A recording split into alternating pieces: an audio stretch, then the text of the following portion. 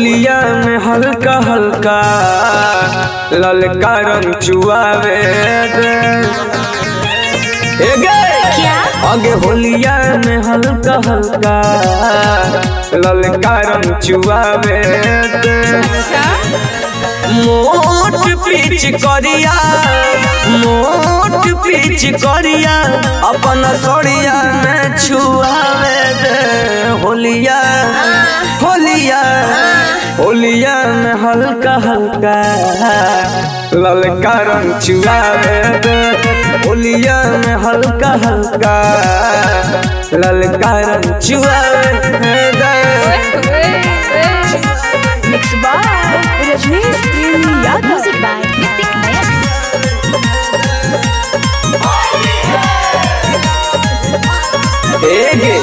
मिलल है भाग से मौका मिलत ना रोज गे 12 बरस के एक बार में डोज गे काहे करो ही हाला तोरा लगत ना पाला आगे ऊपर वाला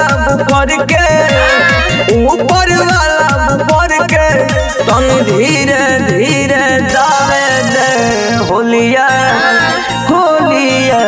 होलिया में हल्का हल्का ललका रंग चुआवे दे होलिया में हल्का हल्का ललका रंग चुआवे दे।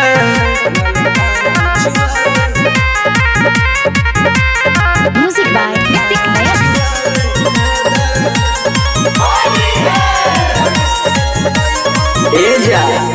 ढंग से लगई नहीं हो तो परेशानी मन भर मजा ले जवले हो जवानी तोरे गाल दे तो मिस गे तोरा प्रेमी रजनीश गे आगे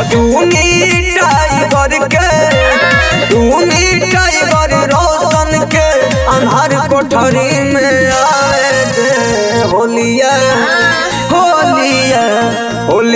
में हल्का हल्का ललका रंग चुआवे दे होलिया में हल्का हल्का ललका रंग चुआवे दे। शिवांशु रिकॉर्डिंग स्टूडियो बानावर बिशुनगंज।